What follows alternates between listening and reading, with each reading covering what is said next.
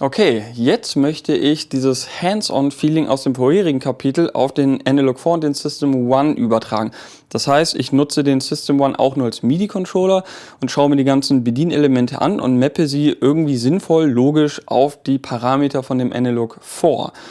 Bevor wir starten, sollten wir uns auch erstmal das Layout in Ruhe angucken, dann mal schauen, MIDI-mäßig, was der System One eigentlich an Daten ausgibt. Und dann müssen wir natürlich auch schauen, wie wir das in Ableton Live konfigurieren.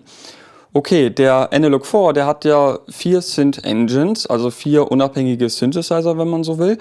Und dieser System One bietet das Layout für einen Synthesizer. Dementsprechend finde ich es auch sinnvoll, wenn ich für diesen Workshop jetzt dieses eine Layout auf eine Synthesizer-Engine des Analog 4 übertrage. Wenn wir uns jetzt mal den Analog 4 anschauen, gibt es sehr viele Ähnlichkeiten. Wir haben hier einen Oszillator, noch einen Oszillator. Das gleiche haben wir auch beim System One. Wir haben hier oben einen Oszillator und noch einen Oszillator. Das heißt, diese Parameter können wir, glaube ich, ganz gut mappen mit dem Analog 4.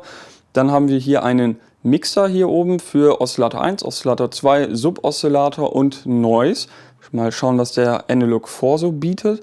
Wir haben für jeden Oszillator einen Levelregler, also die Lautstärke, was wir für das Mischpult nehmen können. Also Mischpultregler 1, Mischpultregler 2.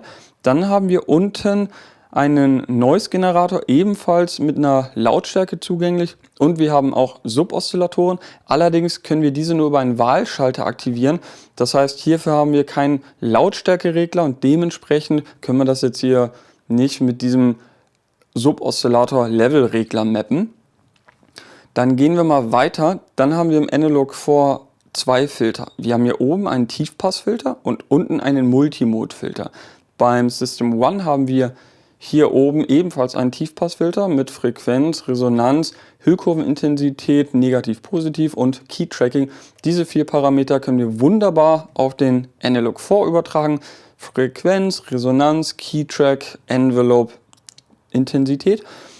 Unten diesen kleinen Regler für den Hochpassfilter vom System One, den können wir natürlich auch nutzen und auf die Frequenz hier vom zweiten Filter mappen. Und den könnte man dann auch als Hochpassfilter schalten, damit das auch von der Beschriftung logisch oder einheitlich ist. Dann haben wir beim System One eine ADSR-Hüllkurve, Attack, Decay, Sustain, Release und das gleiche noch für die Lautstärke, also für den Verstärker, Amplifier. Das gleiche haben wir auch beim Analog 4. Beim Analog 4 haben wir ebenfalls 2 Hüllkurven.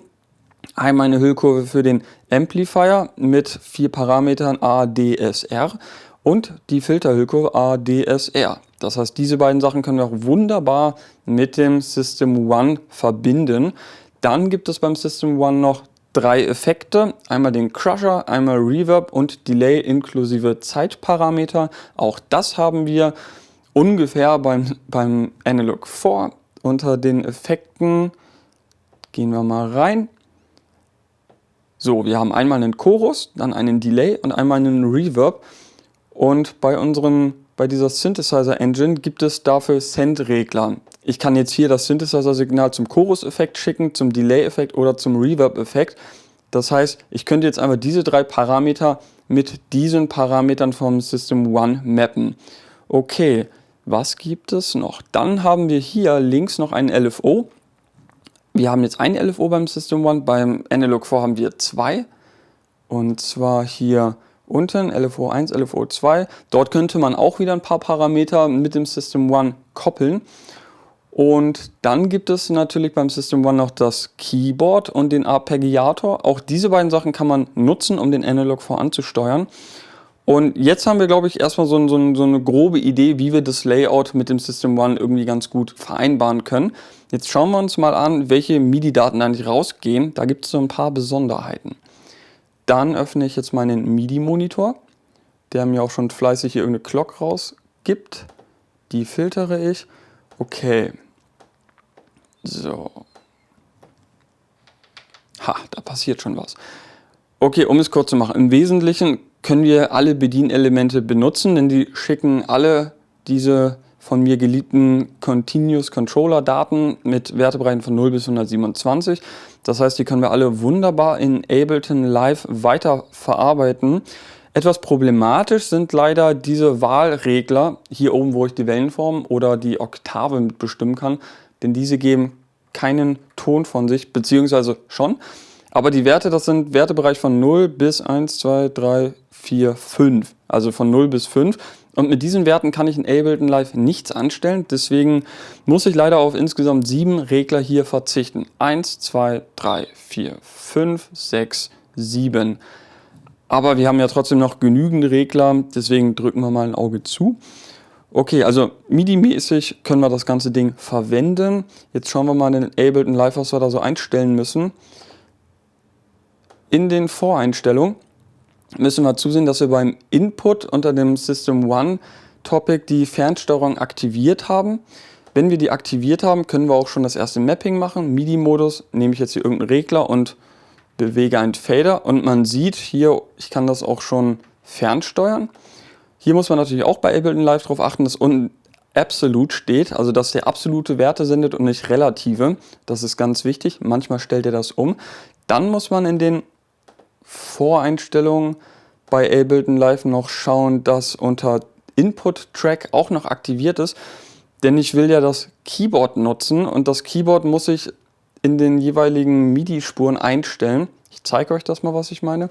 In dieser MIDI-Spur möchte ich jetzt, dass ich die Daten von diesem Keyboard empfange und an den N-Log4 weiterleite. Das heißt, ich muss MIDI from mir irgendwie diesen System One raussuchen. Dieser System One hier erscheint nur, wenn ich hier bei Input Track aktiviert habe. Okay, habe ich aktiviert. Das heißt, ich kann jetzt schon mal die MIDI-Signalen von System One abholen. Man sieht auch schon was, das Ganze kann ich scharf schalten. Und jetzt kann ich den zum N-Log4 Overbridge Plugin schicken und mal sehen, was jetzt passiert. Man hört schon was. Das heißt, das Keyboard funktioniert. Dann möchte ich aber noch den Arpeggiator nutzen. Okay, der Arpeggiator war auch gerade an. Wenn ich den Arpeggiator nutzen will, muss ich hier ihn einfach nur anschalten. Und dann muss ich aber den zum Host-Tempo synchronisieren. Das kann ich ebenfalls in den Voreinstellungen machen. Da muss ich unter MIDI einfach nur unter Ausgang System One Sync anstellen. Und jetzt schickt Ableton Live seine Clock zum System One und der Arpeggiator ist entsprechend in Sync.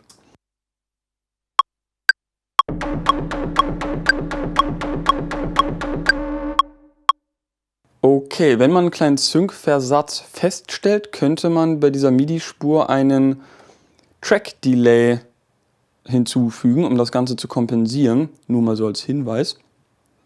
Okay, dann werde ich jetzt mal eben ein kleines Mapping machen mit dem N-Log4 Plugin. Mal sehen, wie sich das Ganze so macht. Ich muss hier wieder in den Konfigurmodus reingehen und dann muss ich mir die entsprechenden Parameter freischalten, die ich hier mappen möchte. Da hatte ich ja unter anderem Filterfrequenz gesagt, Resonanz, Keytrack, Envelope-Intensität, hier die untere Frequenz. So, dann habe ich die ganzen Dinger hier schon zugänglich. Gehe ich in den MIDI-Modus und dann gehe ich jetzt mal hier auf die Frequenz und mappe das mit diesem Frequenzregler hier. Resonanz mappe ich mit diesem Resonanzregler, Keytracking mit diesem Keytracking-Regler und so weiter und so fort. Und nach diesem Schema kann man natürlich jetzt sich so ein richtig schönes Synthesizer, Hardware, Layout, Zeugs, wie auch immer, selber bauen.